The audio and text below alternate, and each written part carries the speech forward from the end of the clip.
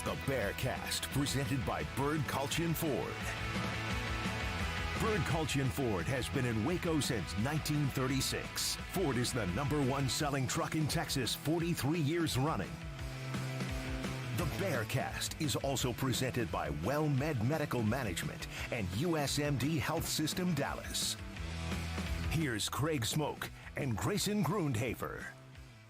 And good afternoon, good evening, good morning, whenever you're listening to us, regardless of when that is and where that is. Welcome into the Bearcast here on SicEm365.com on this Tuesday, October the 8th, 2024. It is the first break in the Baylor football season. 7 weeks in, and they are in their first of 2 bye weeks after a 43-21 loss to Iowa State in Ames this past weekend, the number 11 Cyclones. Close game early on, but a dominant blowout performance by the end, and the Bears now 2-4 at the Big 12 bye week break with 6 games to go and another bye week sandwiched in between those 6 games. We'll get into a lot of different particulars and where they sit and all of those things, but thank you for joining us as always here live on Tuesdays at 11 a.m. on the Baylor Athletics on SicEm 365 YouTube page and available whenever, wherever on said YouTube page, but also on your favorite podcast app. So if you could hit subscribe, hit that like button, whatever things you could do on whatever platform, we would appreciate that. I'm Craig Smoak, joined as always by Grayson Grundhoefer and Garrett Ross behind the scenes producing as well. And Grayson, here we are at the 7-week mark, the first of 2 bye weeks. As I mentioned, a 43-21 loss to Iowa State, who is 5-0. Give them credit. They're right there knocking on the door of the top 10. But here we are in a very important season for everybody involved with the program. And as we all take a deep breath, and it's much needed after these 6 weeks, and I think everybody's loving the fact that there's really no game this week. I think I speak for most people when I say that, including the players and coaches probably. But here we are, man, 2-4. So I guess before we get into the details, how you feeling this week? And I guess if you want to expound upon sort of how you feel in regards to 2-4, let her rip. I mean, this is worst-case scenario for Baylor, to be honest. And I think at the beginning of the year, there were some people who were nervous about the Air Force game. And clearly, Air Force is not the team that I think some people thought they were at the beginning of the year. I mean, they're really, really bad. I think they're 121st, according to FEI. I mean, they're a really bad football team. And so when you look back on it, it's like, okay, yeah, you're going to beat Tarleton State. You're going to beat Air Force. You know, can you win some of these other games? And unfortunately, sitting here at 2-4, haven't been able to beat any of them. And all 4 of them have been Big 12 opponents. So it's just a really tough place to be in. You're 0-3 in conference. This bye week couldn't have come at a better time for this team as well. I mean, they're going to have to get prepared to make a really good run in the second half of the season because they basically have to go 4-2, or they do have to go 4-2 to make a bowl game now. And that just seems kind of hard to imagine with the way that they've played up to this point and how they've figured out how to lose games all the first half of the season. Yeah, I mean, I'm usually pretty blunt. I just kind of cut through a lot of the noise here, and let's just go ahead and say it. They're going to be probably underdogs in every single one of these games. Maybe your favorite against Kansas, but maybe. And quite frankly, Vegas lines don't matter. Just people who have watched, there's not a single win left on this schedule because they have not beaten anybody of substance in about 2 years. I mean, I was kind of ranting about this yesterday. It's like if you gave people something to glom onto, to hold on to, if you just gave them a little, like, upset here and there just to, like, go, okay, it's working. But they literally don't beat anybody they're not supposed to beat. And the only teams they beat are the teams they're really supposed to beat, like the teams they paid to come in here and get beat, basically. And we know that didn't even work with Texas State last year. But, okay, that's last year's team. This is this year's team.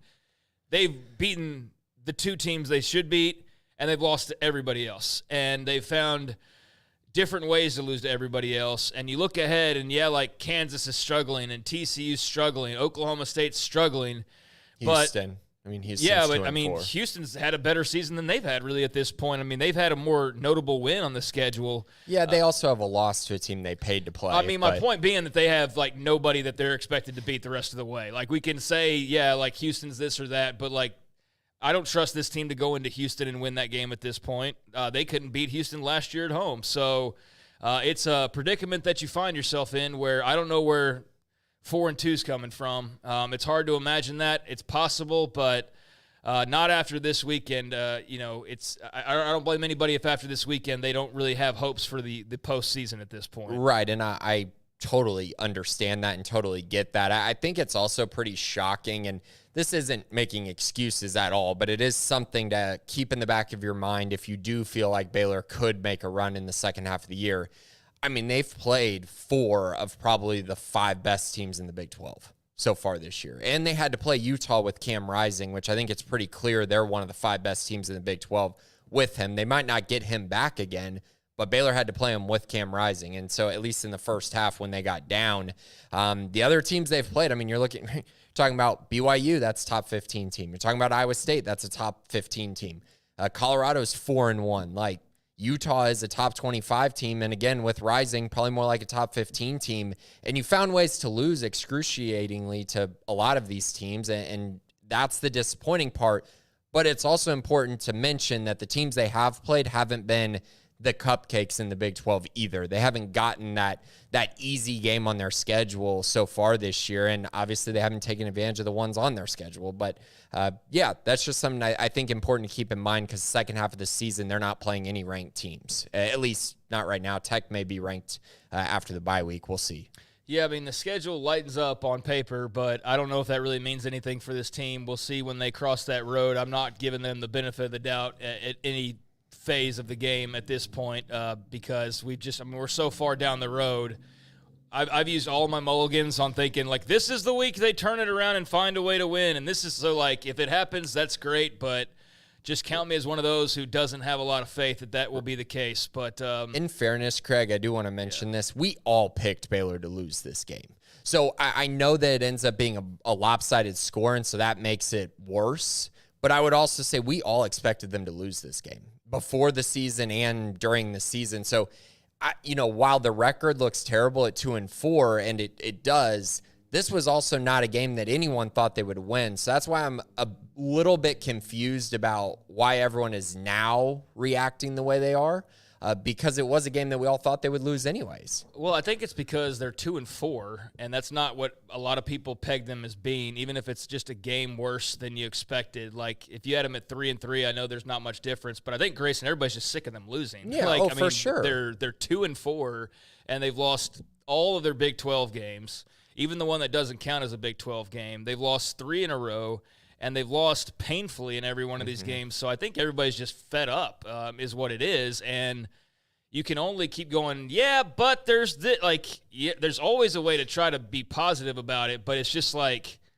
you're going on a year of a couple wins over Tarleton State and Air Force, and like miracles against Cincy and UCF. And that's the entire last year of this football team. So I just think that, you can always look for a positive, and the schedule's been tough, and this hasn't gone right or that hasn't gone right. But just like, I think just people are beaten down. Like, their spirits are just kind of like just worn out at this point, right. And that's what it is. It's not that they're well off the mark or anything like that. It's just they don't beat anybody they're not supposed to. They haven't upset anybody of substance. They find ways to lose.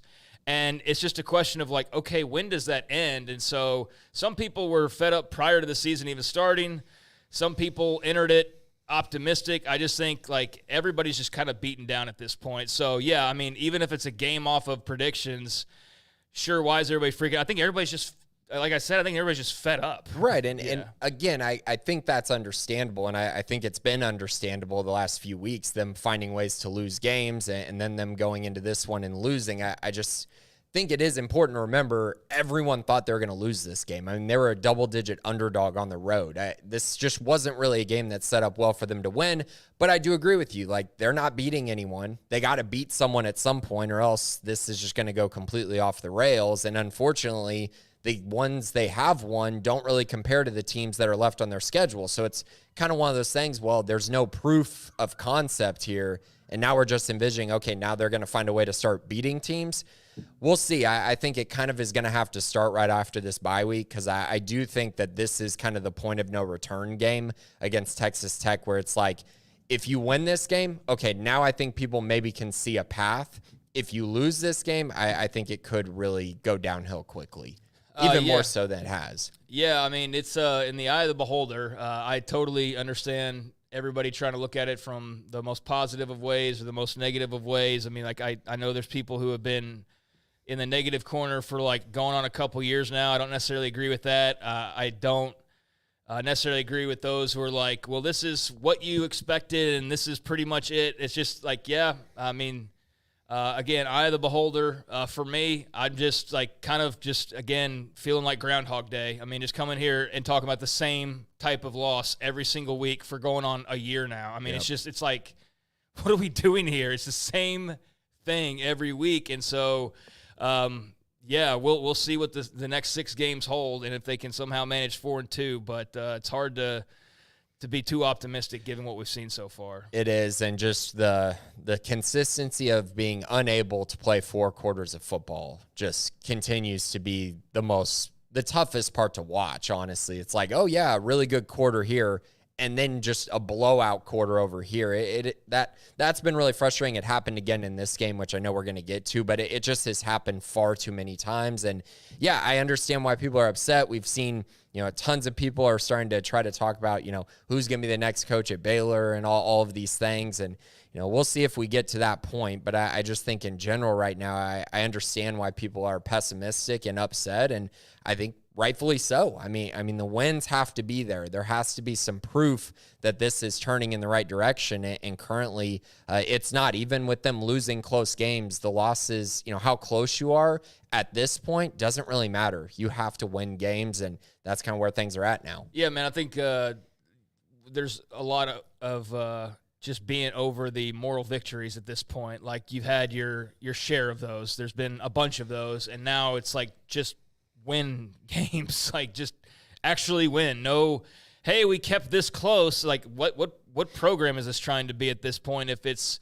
hey, we kept the game close, or we, didn't get blown out, if you want to phrase it that way, or however, like that's what you're having to hold on to now for 3 straight weeks of Big 12 play and 4 of the 6 games this year. So yeah, they find themselves in a pickle after this loss to Iowa State, and at a bit of a crossroads with some already out, some still all in, and then some just kind of with one foot in both directions, not really knowing what to think, but knowing that here they are in the middle of the season, and if things don't get better in a very short amount of time, like in the next couple of weeks, then the writing's on the wall, and they're going to be going home for the postseason for the 2nd consecutive year, which I don't think anybody banked on or had in the plans. Last year, young team. This year, like, what's the excuse? It's not the transfer portal.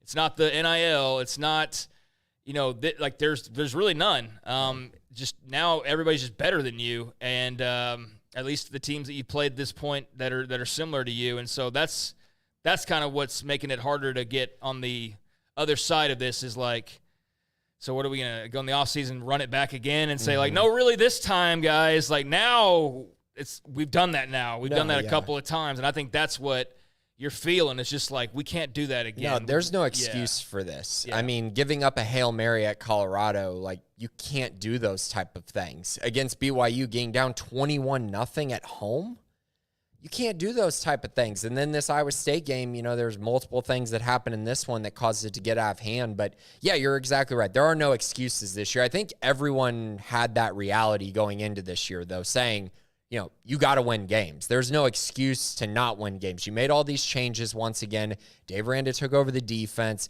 You recruited at a much higher level, brought in a lot of transfers that you were hoping were going to make a huge impact. I would say it's kind of been 50-50 at this point on, the guys that they actually hit on and the guys that they haven't. And so, yeah, this is where things are at. You got to find ways to win, and that's pretty much it now. There are no excuses. You're exactly right, and I think that's where fans are at as well, and that's where they should be at.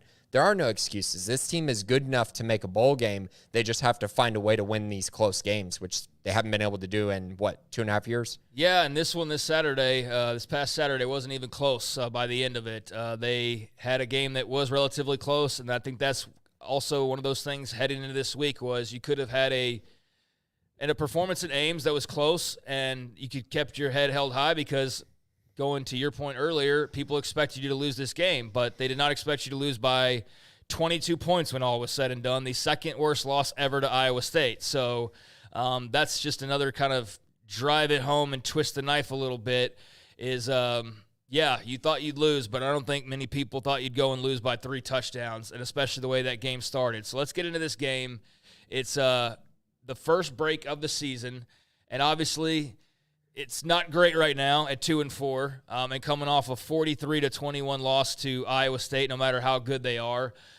But let's break down kind of how they got here and see where we are on the other side of things. So going into this game, Iowa State, I don't know what the final spread was. But they were good double-digit favorites pretty much the entire week, and they had a excellent crowd in Ames, a whiteout, and kudos to the people there that actually do whiteouts properly. There's not like random people in the school colors that just didn't get the memo or like, I'm not doing the whiteout or whatever it is that you see at some places, like even here where it's like, hey, we're doing a blackout, and there's just people in bright yellow showing up. Like they just were totally oblivious. They all got the memo in Ames. Like it was cool to see that. Everybody was in white as far as I could tell. It was across the board and made for a very cool backdrop and atmosphere. And so they were fired up, and why not? You're 4-0, and you've got a beatable team rolling in, and you're 1-0 in the Big 12, and they certainly made somewhat of an impact on this game, but not on the first drive. Iowa State drive opened things up, and it would be a long one. And here's the thing that's also like hard to swallow coming out of this game. Your defense didn't stop jack squat the entire day. You got a couple of stops, but they were both in the red zone, so you allowed them, with the exception of the final drive of the game when they just kneeled it out on you, you let them in the red zone every single drive or gave up a touchdown every single drive of this football game. So the big vaunted defense and the defensive head coach and all of that, it wasn't there for them against Iowa State. And some of that's just that not Brock Purdy, but the Rocco Becht Company are very good and very talented. But even though this would end in a good play for the Bears, this was a sign of things to come. 13 plays, 59 yards. Iowa State drives the ball down on the first go of the game and gets all the way down inside the Baylor 20-yard line and then stall out there, eventually going for it on 4th and 2 at the Baylor 15. Could have kicked the field goal, taken the early lead, but hey, you're at home. You're going to line up and run the football, and to the Baylor defense's credit, they get a big stop Abu Sama for a loss of 1 yard on 4th and 2 and get the ball. And if of all the things that are kind of negative coming out of this game, from the result to the way it unfolded to just the overall big picture, they got off to a good start in this game, both offensively and defensively. And it wouldn't last real long, but it was a change of the narrative from some of their other contests here recently. But yeah, the big stop on 4th down was exactly what you'd need to do to try and pull the upset here, and they'd be able to string together a couple more plays as we'll get to. But this was good to see and gave you a little bit of hope, at least early on. Yeah, and I know you mentioned the defense, and I do agree with you. Yes, you're giving up a lot of yards. You're giving up explosive plays. The pass interference penalties ended up happening a lot in the second half, but I still feel like if coming out of the first half, it was still one of those things where you could kind of look at it and say, well, yeah, they're giving up yards, but they're not giving up points. And that is still really important if you're playing bend but don't break defense. And they really did that all the way through the first half of this game. I mean, the special teams play, that's not on the defense. And so, you only give up 12 points. I mean, that's actually pretty good with the way the offense had been moving the football. That's where I'm at with it. Obviously, in the second half, that's a totally different story. But at least they were finding ways to get off the field, finding ways to get stops, and finding ways to keep Iowa State off the scoreboard, which they did on the first drive. Yeah, on the first drive, they were able to hold them to a 4th down stop. Baylor gets the football and has a very impressive opening drive, 9 plays, 84 yards, a little bit of Bryson Washington and a lot of Sawyer Robertson. Had a big penalty on this opening drive as well, a pass interference call that helped move the ball further into Iowa State territory and get you down inside the 30. But after a couple of incompletions, Sawyer Robertson on 3rd and goal down at the Iowa State 4. Got a big game from Bryson Washington, threw a couple of incompletions, and then eventually capped off that drive on the 3rd and goal with a pass to Josh Cameron, a 4-yard touchdown. And Baylor takes a 7-0 lead after the fourth down stop, and now a pretty impressive opening drive. Yeah, it was. In the first play of this drive, a 31-yard pass to Hal Presley, who they targeted a ton in this game. They took a lot of deep shots to Hal, and he came down with a few of them, including this one that kind of helped them get things going. And Sawyer looked really good on this first drive. And once again, comfortable. You're up 7-0. Great start to the game. You have a stop and now a touchdown, and it feels like, okay, it seems like Baylor's kind of ready to play for this one. Then the defense would get on the field and surrender a field goal on the opening drive to make it 7-3 out of the gates, or the second drive, excuse me. They got the big stop on the opening drive. Back out on the field, Iowa State, 7 plays, 48 yards, and after getting inside the Baylor 30-yard line, incompletion on 3rd and 4 leads to a 45-yard field goal, and they are good from 45, so 7-3 after the second Iowa State drive. Again, a win for the defense. 45-yard field goal, 3 points. Again, like, you're getting stops. You're just, yes, you're giving up yards. You're giving up time of possession, but not giving up points still. So you're still feeling pretty good about it. I felt like, on these first 2 drives, you still have a lot of the kind of the pregame script going, and I felt like Iowa State really was kind of showing that they were getting in more of a groove offensively. Other than they haven't really done that through the first few games of the year, and I think in part they weren't showing a ton. And I felt like in this game you start to just see, oh, okay, they're going to throw it a little bit more. They're trying to figure out their run game still, which obviously that would come more in the second half. But yeah, it was a little nerve-wracking, but again, Baylor still not giving up a lot of points here. Yeah, well, they were going to get another stop the rest of the day, basically. But first they would make it a 14-3 game, and it was a beautiful second drive of the day, 10 plays, 75 yards. And this was the second to last gasp for this offense on the entire day. So there's going to be a fork in the road here pretty soon in this game, but the start was good. It's 14-3 on this 10-play drive where Sawyer Robertson's throwing it around a little bit. Ketron Jackson gets involved, had another big pass interference that moved the football for you again as well. I think both those penalties were on the same guy, Miles Purchase, if I remember correctly.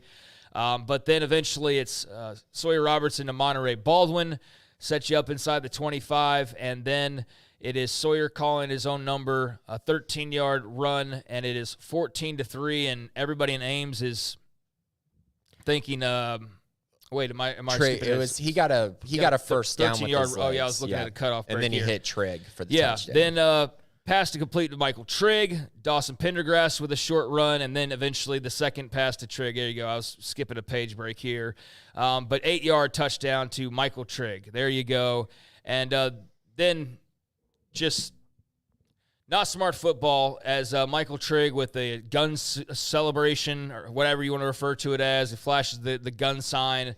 Excited after being back from a one-game suspension. You come right back, you score a touchdown, and you proceed to get a 15-yard penalty on top of that, which wouldn't be that big of a deal except for it's just stupid. You're not a good enough football team to do things like that on the road, even if it's just, oh, well, you're up 14 or you're up 14-3, but you can't give them anything, like any kind of momentum. So this is like missing an extra point. Yes. It's just something stupid that you shouldn't have done that is like you not being able to control your emotions. And that's not a great sign either, especially for an older player, but it's a big deal. Touchdown Michael Trigg, and then there's the penalty, and then Jack Stone kicks it off out of bounds, and I'm just sitting there going like, yep, like that's losing football right there, man. Even though you're up 14-3, like those two plays back-to-back are what bad teams do. And it made my heart sink because I just felt it after that. I was like, those are the types of things that are going to add up. And you're about to feel it a whole lot more. Oh, and now the here game's in a about to go completely opposite direction because they're about to get outscored 40-7 the rest of the game. Literally 40-7 the rest of the game, right? So, yeah, I like great drive, capping it off, awesome. Michael Trigg had a really nice game as far as getting involved, but the finish to this was just like, that's bad football right there. Right, So, and remember, we've talked about the defense a little bit here. They're put in a terrible position. Iowa State gets about the 50-yard line here. And once again, the defense holds them to 3 points again. They force a 4th and 9. They get Iowa State off the field, force a field goal, and you're still up 14-6. Like you're still in such a good spot, and we're almost halfway through the second quarter. So, yeah, that is also a frustrating part. But you're right. You start seeing these things, and they really add up, and they can really snowball on the road in particular. Yeah, and this celebration, it wasn't egregious as the South Carolina player, which that was like disturbing. I don't know. I know there's a lot of sloppy, messy people like college frat bro folks on Twitter that everything's hilarious. Like, I just found that to be so just kind of disturbing, the South Carolina celebration. This was not that. This wasn't that, but like the rash of gun celebrations, not to be old man, but like it's weird. It's just it's weird. It's one thing to do like the da-da or whatever, but like full-on machine gun killing people on the field and whatever. That wasn't Michael Trigg. That was South Carolina, but like that was like the third gun celebration I've seen get flagged in the last week and a half. It's just really strange, and I hope they keep throwing 15-yard penalties. But yeah, not to be old man, get off my lawn. It's just a weird thing to celebrate. I don't know. The South Carolina one was obscene. That was like that's like the worst I've seen. I would get him like counseling, honestly, because that was just kind of strange. But yeah, so Michael Trigg, anyways, not that extreme, but just it was like part of a pattern of things I saw here the last couple of weeks, which I'm just, I guess getting old and scratching my head because it's just strange. But as you mentioned, they'd hold Iowa State to a field goal. It's 14-6, and then there's like very little to go from here. This is about to go really bad, really quickly. I do want to mention this drive here, though, Craig, before we start getting off the rails here. This drive in particular, I think this was the one where Bryson Washington, they're running the football. They're starting to get him going a little bit. He had carries of 6 yards, 5 yards, 6 yards, moving the ball really well, and then he stumbles in the backfield. Just out of nowhere. No one touches him. He just slips and falls. I know the grass in Ames is tough, but again, you're moving the football. You're finally running the ball with some consistency, which this would be the only running consistency they would have all game on these 3 carries. But again, that's a tough thing when you're moving it and then you slip and fall in the backfield and now you're behind the chains again. Yeah, so Iowa State had cut it to 14-6. Baylor got the ball back. The play you're referring to is a 2nd and 4, I believe. It was a second and 4 at the 42. Bryson Washington has all sorts of room to run and slips and falls down. And I saw like Travis explaining that like his body wasn't, properly like his feet were moving too fast for his mind or whatever. Like, I don't care. Like, you fell and you slipped, like whatever you want to attribute it to. That's just another, like, you can't make that mistake right there. Like, you have to stay on your feet. And instead he doesn't. And if that was the reasoning, like maybe he gets better about that as he gets older, that he's just thinking and trying to go too fast. Or if it's just you slipped and fell. There was a lot of guys slipping and falling. I noticed that. Like, it was like constant. It happens, yeah. But regardless, it was just Baylor football in 2024 is what it was, because Iowa State doesn't slip and fall. They run for 27 yards on that play. And this was just like, of course, it was one of those moments. Because then, it eventually 4 plays later turns into a punt, and Baylor still with a 14-6 lead. Could have maybe kept that, or would have definitely kept the drive going, but would they have finished with points? Who knows? Perhaps. But regardless, Washington can't keep his feet, and ultimately they're forced to punt. So Iowa State, their offense wouldn't be denied the rest of the day. The defense, which is what you hang your hat on a Dave Aranda team, and again, I think coincides with a lot of just the apathy and the lack of belief moving forward, and just the sort of negativity is like, at least be dominant on defense or something. Like, if you're going to, like, give us something to hang our hats on, and this defense was not good at all on Saturday. Iowa State takes the ball and drives it 84 yards on 5 plays, a 51-yard Jalen Jackson gain on first down was a big blow after you had just given up 25 yards on the opening play. So back-to-back plays to open the drive go for 76 yards. Then Jalen Jackson, a 1-yard run. Rocco Becht throws it behind the line. Baylor actually gets a stop to get a loss of 3, but on 3rd and goal at the 10-yard line, Rocco Becht will not be denied. Hits Benjamin Brahmer, and Iowa State scores the touchdown, and it is now 19-14. They have taken the lead. It's 14-12. It's about to be, though. But I do want to mention here. It's about to get even worse. Right. 14-12 Iowa State after the touchdown. This area that we're talking about is just the land of missed opportunities for Baylor. So we talked about the Bryson Washington run. Yes, we can say, well, would they have gotten points? Yeah, that's a fair question, but they had 2 touchdown drives before that. So they clearly had some advantages against Iowa State early, but you fall there, you get behind the chains, you don't convert, punt it away. Now on this drive, it's 3rd and goal at the Baylor 10, and this is actually the play where, once again, Baylor's been doing this so far in the first half. They're getting stops on these key 3rd downs in the red zone. And on this one, Matt Jones slips and falls. And that's how Benjamin Brammer gets open, scores a touchdown. If he doesn't slip and fall, you might be talking about either a pass breakup or a 4th and 2. And what does Iowa State decide to do? And so you don't make the play. But again, you're not making the play. And that's the margin between winning and losing. Don't make the play there. You give up a touchdown. And then on this next drive, we're going to talk about another play specifically that I think kind of encompasses this entire game as well. It's 3rd and 8 for Baylor, and Sawyer Robertson, I think, throws a really good pass to Ashton Hawkins, and he looks like he catches it initially. Then he comes to the ground, and you see the replay, and he didn't catch it.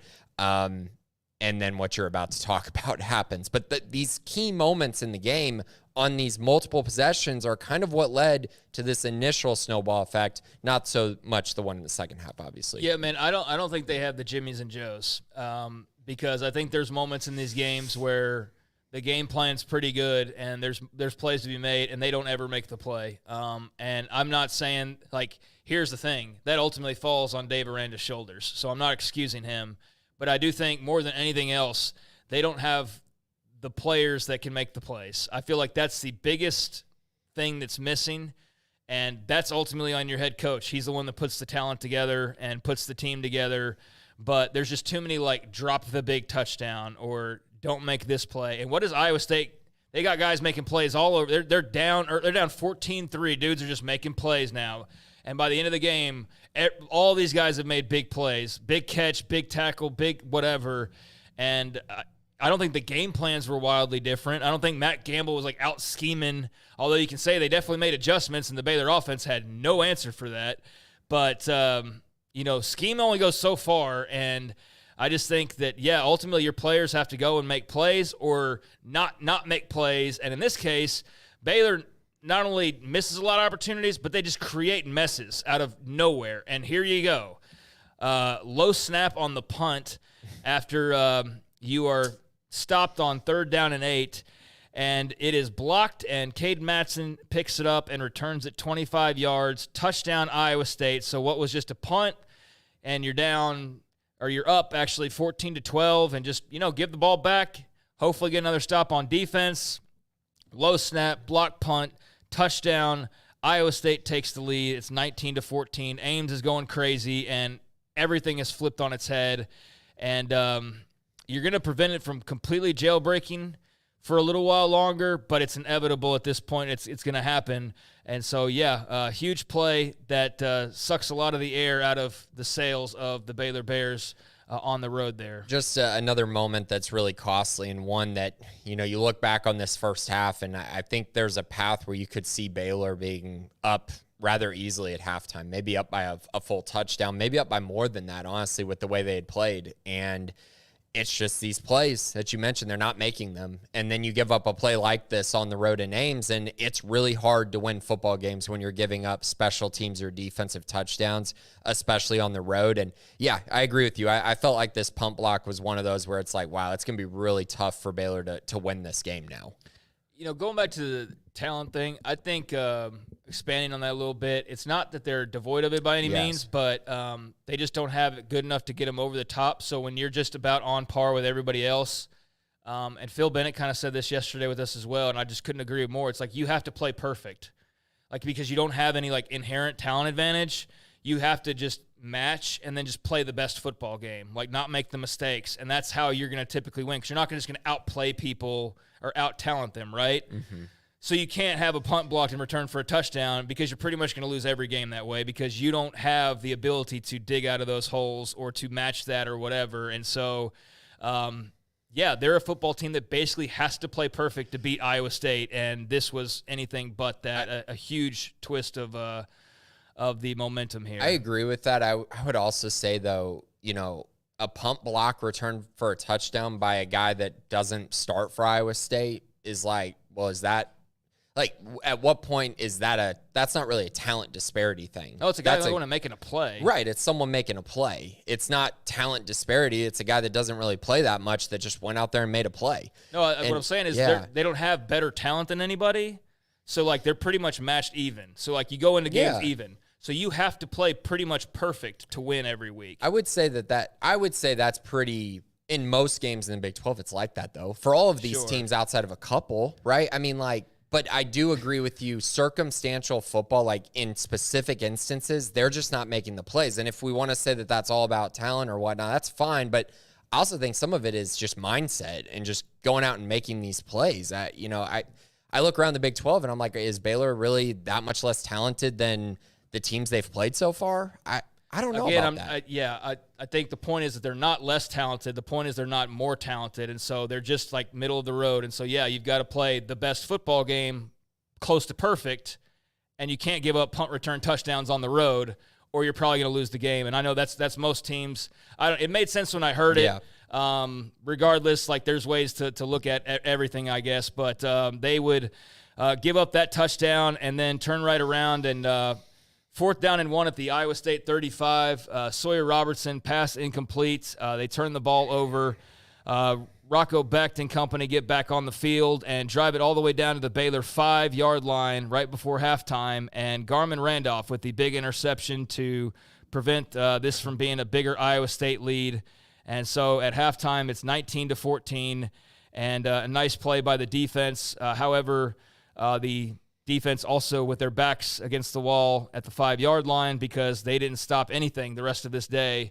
Nice play, though, to cut off a scoring threat and go into halftime down 19-14. Right. I mean, it's a big play by Garmin, and it kind of capped off a half where you didn't allow Iowa State to just completely get away from you, even though it felt like maybe at times they could. But, again, to be down at halftime in a game that I would say pretty much outplayed Iowa State. I felt like in the first half. I did. And maybe that's wrong. We can get into, conversation about that. But there were moments in this first half where it really felt like Baylor was playing really well and was better in the first half. Now, obviously, maybe by a touchdown or so in the second half, Iowa State's probably about 30 points better. But that's kind of where you just sit back and go, wow, you had this great start. You had all these opportunities to maybe give yourself a nice cushion, a nice lead at halftime, and instead you're down.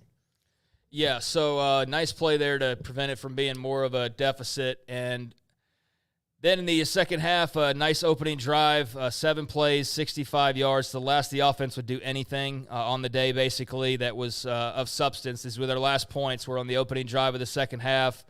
Sawyer Robertson to Ketron Jackson, a 25-yard touchdown, caps off the drive where Robertson was throwing it around to Presley and Trigg. And it is a big score out of the gates, giving you a little bit of hope that this isn't, already over. Since Iowa State had grabbed the lead, you've grabbed it right back. 21-19, and nice to see Ketron Jackson get in the end zone. Right, and Ketron had a really nice day. I felt like he really had a nice, consistent day, which was good to see. This was actually, to me, Sawyer Robertson's best play of the day. He avoided the pass rush. It allowed him to get essentially all the way to his third read and give Ketron Jackson time to get behind the defense. Made a really nice throw. Ketron was wide open, but it was really that initial part of Sawyer getting out of a sack, being able to get to the next read and make a throw like that. Big time, especially on 4th and 3. That was a big-time play by Sawyer Robertson, who played really well in my eyes in this game. Iowa State gets the ball back, and 5 plays, 75 yards. Eventually, Jalen Jackson, 10-yard run for the touchdown, and it is 21-19 as the – no, is that right? Let's see here. That made it 21-26. Okay, yeah. Oops, yeah. That closed. All right, boom, 6-21 Iowa State after the 5-play, 75-yard drive. Yeah, and this was just the beginning of the end for the defense. So, I mean, that's pretty much it on this drive. They gave up it was a pass interference call that helped them move, but, I mean, they were just – Jalen Knoll had a 43-yard gain. They were creating explosives all over the place against this Baylor defense in the run and the pass, honestly. Baylor gets the ball back, a promising drive. This is basically where the game would end. 10 plays, 55 yards, get inside the Iowa State red zone, or right on the door of the red zone, and Sawyer Robertson throws it into the end zone. Ill-advised throw, could have ran for a first down pretty easily.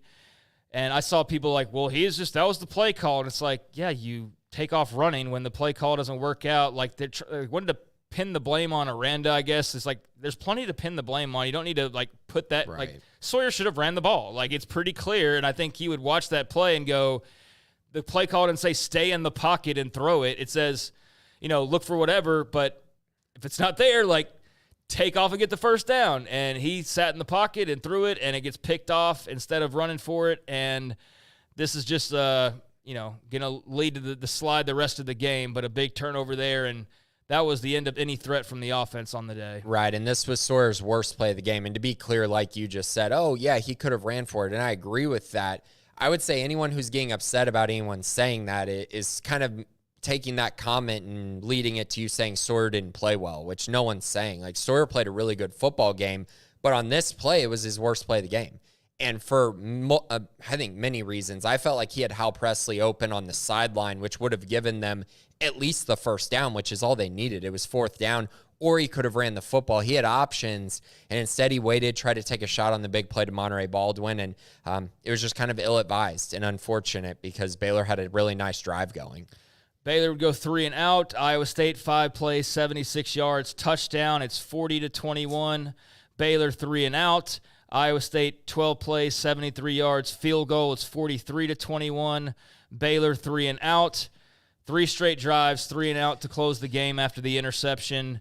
And Iowa State would get the ball and kneel it out. So, they kept it close for a little while. They had a, good feeling at halftime and the first drive of the second half, but after that interception, it was all Cyclones, and they win blowout style, 43-21, outscore Baylor 24-7 in the second half, and 40-14 from the second quarter on after the 7-3 lead early on. So take that however you want to take that. It results in the same outcome as far as wins and losses go. It's another loss in the Big 12 and overall. So 2-4, 0-3 in the league. Iowa State perfect on the year, 5-0, 2-0 in the Big 12. And they are a good team. Give them credit. And there you go, 43-21, the final. And now the Bears are in the bye week, and we can all have our various opinions on what that means moving forward. But, here we are. I was pretty disappointed that Baylor decided to not go for it in the fourth quarter there. 4th and 1 at the Baylor 34. They decided to punt it. Instead, you're down 33-21. And I was just kind of like, is this just kind of saying, okay, this game's over? Or because I couldn't see much to be confident about in the defense. And so not going for it was kind of that was a weird thing for me because the offense had been moving the football up to that point. And so I don't know. That felt like waving the white flag a little bit. I was pretty disappointed in that. Outside of that, Baylor's defense gave up 265 yards rushing and 277 yards passing. Really bad day. Rocco Becht had a 92.4 QBR on the day, so he played really well. The running attack was really good. One thing I want to mention before we move on from this game, this was one of those games where throughout the season, we've talked about a lot of players on Baylor's defense and a lot of players on Baylor's team in general. And I felt like some of their better players through the first half of this season had their worst game against Iowa State. The defensive line in particular, just a non-factor. They weren't creating tackles for loss. They weren't getting after Rocco Becht and getting sacks. It didn't feel like they were as active as they had been initially during the start of this season. And so that was really disappointing to see. They were getting opportunities to bring guys down in the backfield or at least touch guys in the backfield. And Jalen Jackson is just making them miss time after time. Carson Hansen making guys miss. In fact, Iowa State's best running back, Abu Sama, didn't really even do much. And he didn't have to because those guys were so efficient. That was kind of disappointing to see. It was the worst game, I felt like, by the linebackers, Keaton Thomas and Matt Jones on the season as well. Just in general, I was pretty disappointed in the fact that, their leaders and some of their best players ended up having their worst game at the worst time. Yep. So 2-4 and not feeling great heading into the bye week. But there's room to turn it around, I suppose. Although, again, I think the style of that game, even if you picked Iowa State to win that from the very beginning, it was the fact that you got blown out by multiple scores by the end of it. You didn't leave that game feeling real confident about the effort or about the showing overall. Another game where we're like, hey, that first quarter was cool. That drive here and there was great, but overall it's the same result, so 2-4. And now you would have to go 4-2 down the stretch to make a bowl game. Up next, Texas Tech in a couple of weeks, who is right now one of the better teams in the league and had a big win over Arizona to move to 3-0 in the Big 12. And they'll have 2 weeks to prepare, so you have no advantage there. Game is in Lubbock, and the only thing going your way is that it's not at night. But outside of that, Joey McGuire and company, 4 straight wins, 5-1 overall. And on top of the Big 12, is the only team at 3-0, although BYU and Iowa State, Colorado, West Virginia could all join them this weekend. But point being, Tech will be favored in this game, especially at home. And I guess you avoid the nighttime atmosphere, but they're going to smell blood, especially because they can get bowl eligible, especially because of the staff history. And I'm sure they're feeling very confident about this game. And for Baylor, I don't know. I guess it depends on who you ask. For me, not feeling great about it, but, maybe you feel differently about it. I don't know. Not feeling great about it. I think there are a lot of reasons why people would pick Tech to win this game. Do I think Tech is as good as their record says? No. I've seen too much of their defense giving up points, hemorrhaging points, not just giving up points. I mean, Abilene Christian is a pretty mediocre FCS team, and they hung 50-plus points on Texas Tech. Cincinnati put up 41 on them as well just a week ago, 2 weeks ago. So Baylor should have chances to move the football. I mean, the question is, honestly, I think Baylor's probably going to score some points in this game. My question is just, is this defense going to regroup? Are they going to refocus? Are they going to turn things around? And I'm just not so sure on that. Also, Tech is getting a little bit healthier. I also think a tough thing for Baylor right now is when they face offenses that can run the ball really efficiently and throw the ball really efficiently, they have issues. And Tech is one of the teams left on their schedule who is pretty dang good at both. And that's a little bit of a scary combination for Baylor's defense. Good news is you get a bye week, get a chance to get healthier because Baylor is dealing with some injuries themselves. And we'll see if that's able to be a factor going into this one. But, yeah, I mean, it's hard to have confidence with the way Baylor's played through the first half of the year. Texas Tech plays really hard. They remind me somewhat of the old rule teams. They just make the big key plays in certain situations. Tedero McMillan's got a big gain. They rip the ball out of his hands. They get the turnover. They make plays. Their players go out and make plays, kind of what I was referring to earlier.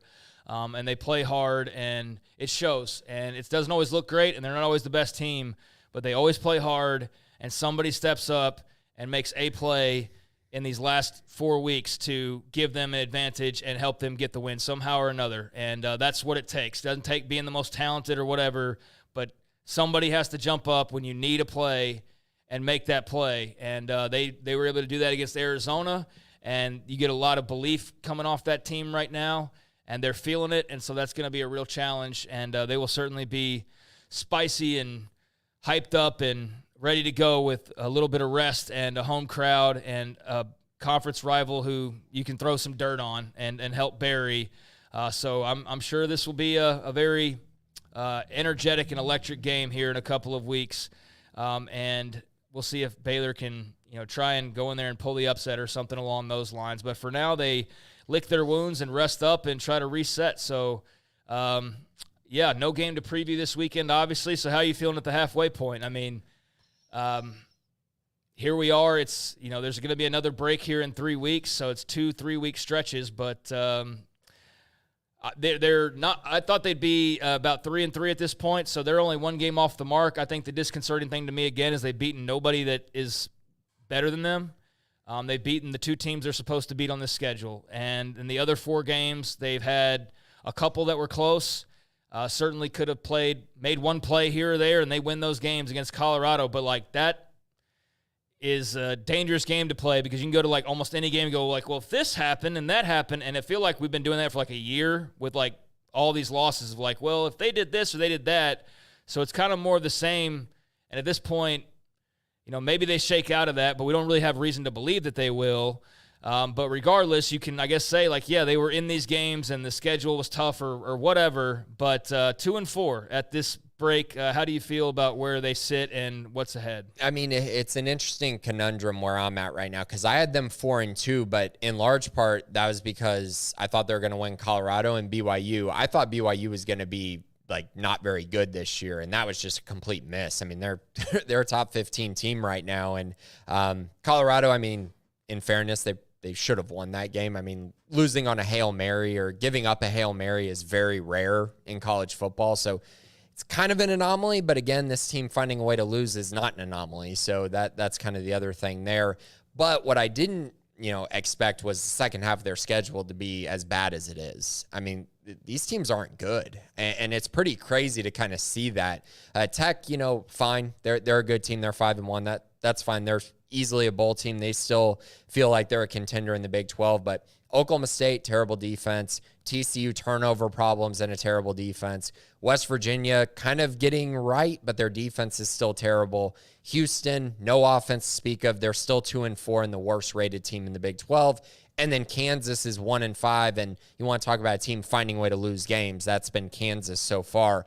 So there's real opportunities here. It's just a matter of having faith in them to actually get things done against opponents that have equal talent to you. And they haven't done that this year, and they didn't do it last year. And the last part of 2022, they didn't find a way to do it either. So that's kind of that's the hard part, right? Is there's opportunities, but it's hard to have confidence in that.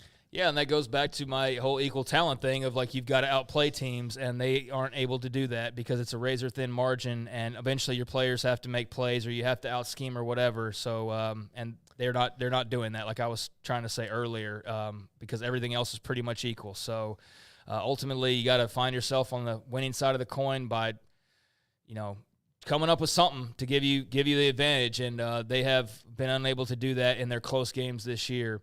Before we get to the mailbag and answer some questions here, one big note out of basketball this past week. It's nearly basketball season. A lot of people are hanging their hats on that being right around the corner at this point. But a huge get for Scott Drew in the past week as a 5-star small forward, Tunde Yusufu, and I'm trying not to butcher that, Yusufu, committed to Baylor last week. And another 5-star in the ranks for Baylor basketball.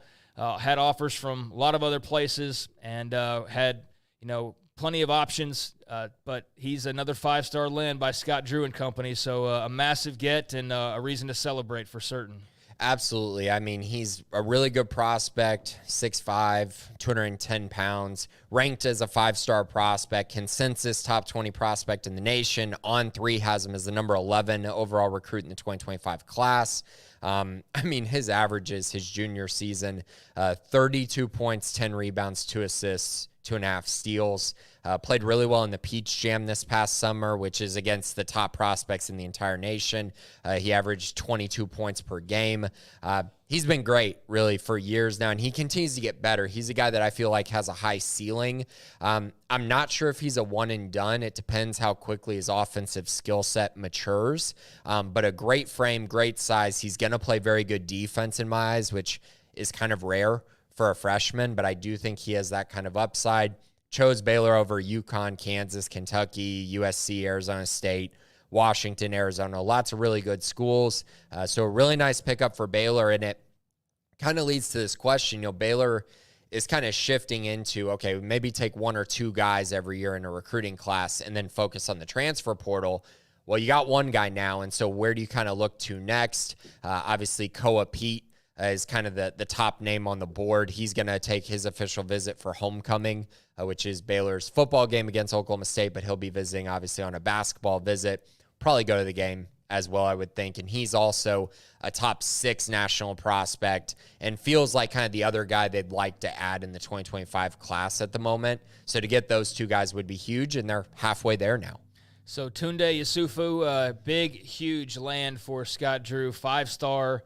And they just get one of those guys, if not a couple of those guys, every year. That's just sort of the way it's developed now at this point. And, a lot to be excited about. And that's for the future, obviously. But got the season right around the corner, and year 2 at the Foster Pavilion not that far away. So I know, especially with the way the football season's going, that's what a lot of people already have their eyes on and are looking forward to. And so here's just more reason to be excited about the direction that Baylor men's basketball is headed. So absolutely massive there, and plenty of coverage on that commitment over the last few days over on the website. So there is some flowers for Baylor basketball in this week's edition of the podcast. So yeah, pretty cool to see that. All right, let's get into the mailbag here. Got quite a few questions, and we'll try to squeeze as many in, if not get to all of these, and then see where we land on the other side of this as far as time to talk about the Big 12 weekend. But Sailor Bear 97, would a blowout loss to Tech lead to Aranda being fired? Is there any chance of a midseason firing? I don't think that he would be fired until they aren't bowl eligible. I would think. I mean, that seems fair enough. But I mean, the way you lose games certainly matters. And I do think if you get blown out by Tech and then, Oklahoma State and TCU blow you out at home, I find it really hard to believe that it would make it through the season. But as of right now, I think it won't. A decision won't be made till the end of the year. That's just kind of my thought process on it. I have no insight whatsoever. I don't think a loss to Tech is going to change anything, really. I think it just reinforces what you already feel like. And then I guess if you were to pull the opposite and somehow come away with a big upset, then obviously that changes everything. Yeah. But I don't think a loss in any form or fashion, unless it's like 57-0 or something like just egregious, I don't think that would change anything, because I don't think doing it at that point when you're still technically eligible for a bowl game, I don't think firing him does anything for your football program. Now, once you get to, hey, it's mathematically impossible, then okay, fine, because the season's over at that point. But if you've still got 6 games to go, I don't know, even the most negative, I don't know, why now you would there's still, I get it, but give it 3 weeks and let them not be bowl eligible. I don't get the whole, let's do it when there's still a chance. Yeah. I mean, I get being impatient, but that's just kind of dumb. People keep bringing up getting ahead of the timeline for hiring coaches, and I'm like, you're not really getting ahead of it. That's not the timeline. The timeline is the start of November. So, again, You've got time to at least let them see if they're going to be in the mix or not. Doing it at the start of October doesn't do anything more than doing it a month from now. So, I think you're just seeing people be impatient and want to change, and I totally understand that. I'm not pushing back on that. I'm just saying to do it the start of October to get some theoretical gain when you still have a chance to get to a bowl game that's throwing in the towel when there's still a chance to win the fight. And that's just a quitter mentality. So wait a couple weeks. And if they pick up a couple losses, well, then the story changes. Dr. Pierce, MPH, Baron Morton does not deal with pressure well at all. What can Baylor do to get a pass rush on this guy? Very concerned as our pass rush was terrible last week, even though ISU had a relatively weak O-line. As I kind of mentioned, I felt like this was the worst performance by the defensive line and linebackers, and that's how you kind of get pressures. Steve Linton, Garmin Randolph, Keaton Thomas, Matt Jones, Jackie Marshall, all of those guys have been doing a pretty nice job of that, and in this game they did not. Only 5 quarterback pressures, and so now this week, I think Garmin Randolph will get closer to 100% off of the bye week. Remember, he was dealing with the ankle sprain, and I don't think he's all the way back yet. I think Steve Linton's going to be an interesting one because of the revenge game factor. But outside of that, I think it's likely going to be blitzing linebackers. Maybe we get to see a little bit more of Kendrick Simpkins. Don't know what's going on with him. Maybe see Keaton Thomas blitzing more, Matt Jones as well. But I think that's what they're going to have to do in order to create pressure. It's a tough situation, though, because Tech has the guys that can kind of expose you when you do blitz with Taj Brooks and with their ability to throw the ball down the field. So it's going to kind of keep Baylor on their toes if they can't stop the run. Wyatt Smith, what is the optimism for the football program after consecutive losses? Not very optimistic. I mean, your wins haven't been very good. The 2 teams you beat aren't good, and so now you're just kind of expecting that to completely turn around after the bye. Again, the only optimism I have is the second half of their schedule is against some pretty bad teams, and I think multiple non-bowl teams. And so that's the only thing you can really kind of hang your hat on, I think, at this point. I don't have any, really, but, yeah, there's the schedule lightening up. So if you want to look at it that way, that's a way you can, try and figure out where they can improve. But I don't know. I don't have any more, here's just a thought you're gonna just turn it around. I'm out of those. I just don't have any more free tickets of free belief to hand out. We've been there, done that, I think, a million times in the last year, and they've used them all up. So I don't have a lot of optimism that they're going to turn it around. I think they have just like they did last week and the week before that and the week before that and the week before that, like all these games are winnable. All of them are. Maybe not this past week so much because clearly Iowa State was a better team, but like you have an opportunity in all the games moving forward, and the schedule does theoretically lighten up. So maybe you win some games down the stretch, but that's about all there is out there to do. Do you believe the bye week will allow us to have a big time win against Tech? I mean, it gives them a better chance, but I don't think it's big enough for them to go in there and get the win, but I do think it gives them a better shot to regroup, refocus, and maybe have a really nice stretch, last stretch to the season. We'll see. We'll see how I feel in a week. Maybe I change my mind on this, but I feel like it's going to be really tough regardless. The bye week gives them maybe a little bit better of a chance, though. I mean, I think it gives everybody a needed break to just kind of reset and get ready for the next stretch of the season. After 6 straight games, I think everybody can just kind of take a deep breath and clear their mind this weekend and then get back to it. But Tech also has a bye, so it doesn't really change. It's not like you're going to go in there refreshed and they're coming off their 7th straight game. They also have a bye, so I guess just maybe if the reset button works, then that does the trick. But outside of that, there's not really much to the bye week. With the constant mistakes that are being made each game, do you think there will be some more movement on the starting lineup against Texas Tech? As always, thank you guys. I mean, I think getting Cooper Lands, Garmin Randolph, and Carl Williams healthier, they should be much healthier going into the Tech game, which helps. I think that could be a part of it. And I'm not sure that changes much their lineup, but I think it makes them better. The area that I'm looking at, though, I think this needs to be an open competition during the bye week on the offensive line. They haven't been able to figure it out at all, and maybe they don't have the pieces for it. I think that's probably pretty likely after we've gone this far in the season. But I would open it up outside of Barrington, Egbedian, and Price. Like, you need to figure out this offensive line situation. It needs to take at least a couple steps if you want to come out and win a few more of these games. Clever username 99. Do you think there's a benefit to giving Sawyer the keys as QB1 starting in winter as opposed to the wait-and-see game Baylor has done with quarterback every year? I mean, this offseason, maybe. I mean, he was getting QB1 reps with DeQuan Finn. I don't think that it would have changed much coming into the year. But, yeah, after this year, I think they would give him the keys. I mean, he's shown enough. And if he continues to play like this, I think he'll be the quarterback next year, depending on what happens with the coaching stuff, obviously. Doc Crowell, there was basically nobody predicting a win versus Iowa State, even so people are up in arms. Do you think the way Baylor lost to ISU is deserving of the pitchforks? And this is, I guess, where you and I differ on this, at least in the beginning, talking about just sort of where we are now. This, to me, was just more evidence of the symptoms and the problems just continuing. And so it wasn't even about Iowa State, and it wasn't even about, like, they were expected to lose. It's that to me, it's the way you went and lost. Like, you had a respectable showing in the first quarter and even hung around till halftime. And, hung around, you can take that how you want, but, like, you could feel the momentum slipping away, and they get a big interception. Otherwise, they would have been down 2 scores going into halftime. So they, like, saved that moment and kept it close, and then they scored to start the half. So you're like, oh, okay. Maybe they are going to keep in this. And then after that, it was all Iowa State. And it was a blowout by the end.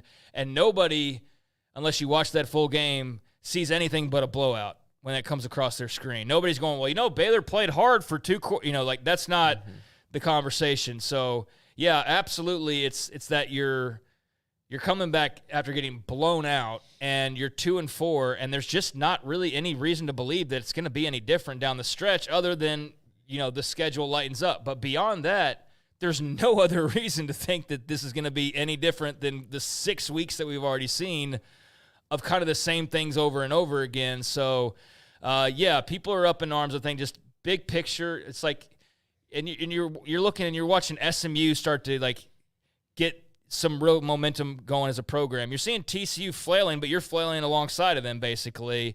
And so now it's just a matter of, like, how far do you keep just sort of getting swallowed up in the big picture before you just gain some momentum in some fashion? And that's not like superficial off-season, like, hey, we've got a good recruiting class. Like, what's something tangible, meaty to hold on to?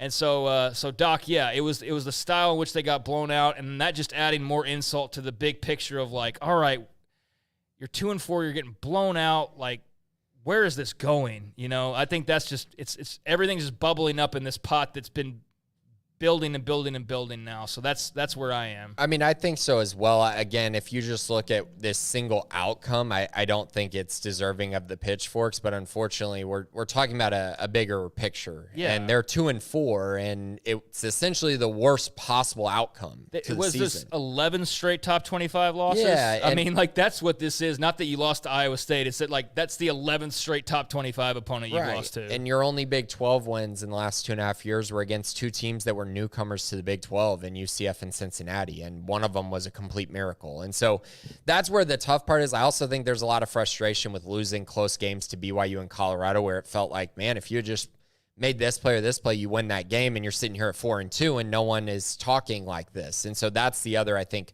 part. And that's why, again, it's big picture type stuff. And that's why I understand going into the bye week, people being very frustrated. Yeah. All right. 10 minutes. We got a few of these to get to. What went wrong defensively? One of the few arguments that could be made this season was a huge step in the right direction with Aranda taking over that side of the ball, but this was just embarrassing. They can't put together a full game. That's simply put what it is. They did what they needed to in my eyes in the first half. They only gave up 12 points. They got an interception in the red zone. They got multiple red zone stands. And then the second half, they just completely disappeared. And you look through this season so far, BYU first half, Iowa State second half, Utah first half, Air Force first half, and then Colorado was more so just a few plays sprinkled in where they didn't compete at the level they needed to. And, all of that goes back to consistency, which clearly this program is lacking at the moment. BU grad 21, our inability to run the ball is killing us. In y'all's opinion, is it just the terrible O-line, or do the backs and Spav share some blame too? No, it's definitely the run blocking. I mean, if you look at PFF, their grades are absolutely terrible run blocking. Colton Price and Omar Agbedian are the only two guys who have a grade over 60. And they're barely over 60. Colton's at 62.9. He's the highest on the team. And then you go look at, okay, what about the other guys? Well, Sidney Fugar and Caden Saraki are at 40.6 and 45.7 respectively. And that's not getting it done. They just don't have enough guys who are really good run blockers. And they're much better in pass blocking. And so that's where you kind of have to pick and choose what you're going to do. And so they've been relying on their pass blocking as much as they can. But unfortunately, they just still can't figure out the left tackle position, and they just don't have enough guys that, can actually, pave holes and create runways for running backs. So yeah, it's on the offensive line in my eyes.